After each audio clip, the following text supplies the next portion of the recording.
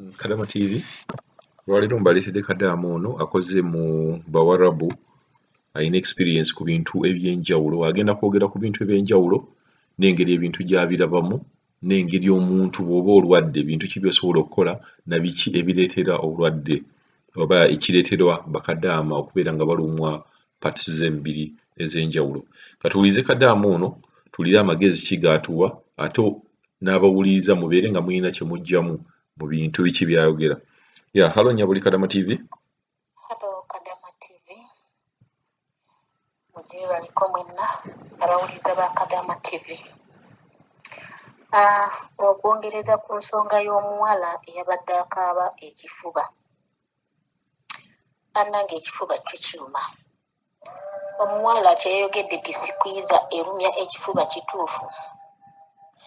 Okulinnya steps ezo up and down foko tahati birwaza amagulu egajjamu n'okuzimba kasita ogenda ozuukuka ku makya nga tosobola kuyimirira olw'amagulu sinakindi okusanyalala n'osanyalala yenna omubiri olw'okukola ennyo okuyimirira ennyo. Omuwala kyagambye kituufu sinki erumya ekifuba. Okwo okwoza ebintu ebyo ebintu by'abano abantu tebiggwaayo oteeka olwala ekifuba. Waliwo nga nkyali mu ggwanga ly'e Oman, waliwo obudagala babuyita Murphy pain.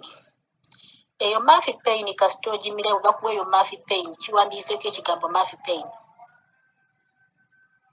Kasita okamira obulumi nga bubula okola nga kaloggoyi. Naye enkya ku makya ogenda ozukka nga yina osanyaladde nga towulira tolina ky'oba owulira wadde mu bulamu bwo. Ezo empeke baana mwe muzeegendereze kasita osanga ewandiiseeko ekigambo Murphy pain. Ekirala omugongo, bannange omugongo nalwala omugongo olw'okusitula ebizitowa sinakindi nga baggala nsitule nga amabokisi g'ebirawuli, okusitula ebicupa by'amazzi ebyo ebinene. Bwe nalaba nga nfa nzigwawo nze amagezi ge nakozesa gaagano. Era nga bameedi bannange abasitula ebyo ebicupa by'amazzi ebizitowa, abasitula ebyo ebintu ebizitowa, todda bisitula. Bakama bammwe mubalage nti nammwe muli bantu mwagala okukola naye mukoowa. Nze kye nakolanga, nakwatanga sikaafu yange n'engiteeka wansi, nenkwata ecupa y'amazzi eyo n'engiyisaamu sikaafu mu mukono n'engisikira wansi. Boosi wange n'ambuuza ne mugamba nedda sigisobola. Nga ngisika mpaka lwe ngituusiza wa mu kiyungu.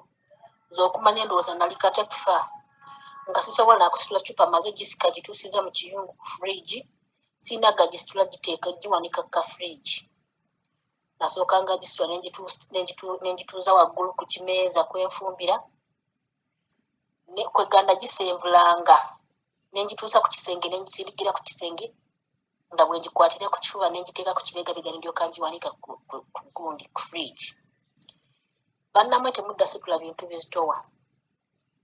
Nze namenyeka omugongo ne mpulira nga kwerinfa, nga bwe lwengenda okwebaka neetega piro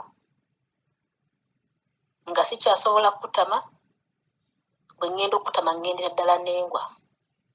Bwe neebakanga neeteganga piro eno ku mugongo nga bba neeba sisobola kukyuka, wabula ntegawo piro ngenda okyuka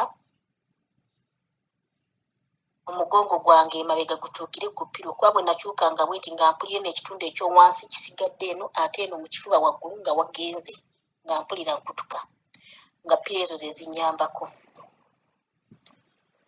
Kye nakolanga baaleetanga ebintu okubipakulula mu mmotoka nga nteekawo sikaafu, anti baagala omanye enkola yaabwe sira nga nteekawo sikaafu nga mbisikira ku sikaafu. Sibisitula, sisitula. Nakati wuuna eno mu ggwanga kati erya Saudi Arabia gyendi ndaba omukazi ayagala binkozesa kusitula bicupa, mbitwala waggulu mu floor number 3, kukijja wansi ekicupa ky'amazzi kitwale waggulu mu number 3. Namugamba mama sijje kisobola. Yagenda okulaba nga nkitudde n'agamba situla, ne mugamba nedda, bwe oyagala nkisitule jangu ekikwate eno ku mumwa nange ekikwate eno ku kabina, sijja kisitula. Kimpozi bw'onaaba toyagala maleko contract yo. naye bwonna bweyagala maleko contract yo genda kittulula n'agamba kale tulula.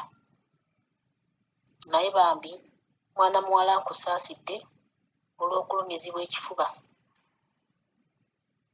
Amagezi ge mbadde nnina geego munnange era gaakuwadde geego. Okuyimirira ku sinki toyimirira straight.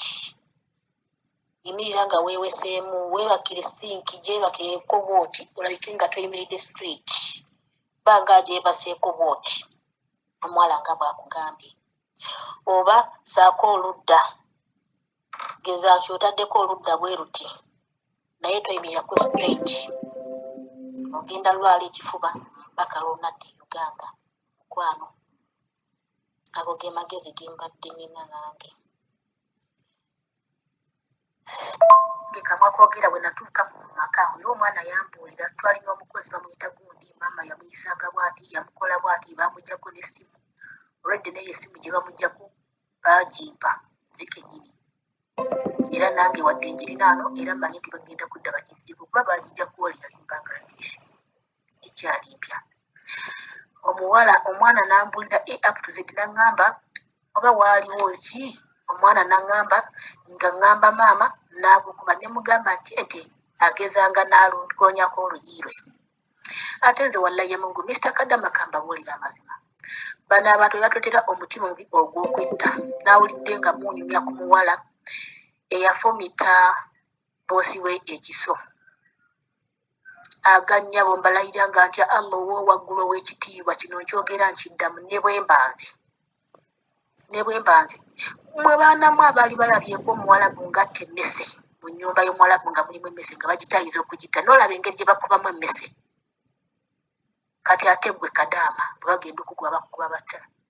N'olaba omuwalabu engeri gy'attamu ekiyenje ng'akisanze mu nnyumba. Ate kati gwe omuntu kubamu akafaanani ako. Era nze neegayirira Katonda bano abantu babanga baagala kuntuusaako obuzibu Mukama ondabulanga. Bwe babanga baagala kunzita Mukama ondaganga. Nange neefa n'omuwala bwaganyabo. Wallahi ya Mungu nze enkulu ya mwami Kadaama. Bwe nkimanyanga nti bano abantu lwakunzita ne ndaba nti kati tulwanye olutalo ddala ndi mu ssaawa ya kufa. Katonda onnyambanga neefa n'omuwalabu. Sikkiriza kufa nzekka. Era nawulidde adde boogera simanyi oba oyina mutima ki ogenda nedda nze kambawulira amazima bano abantu batulira emitima gy'obutemu.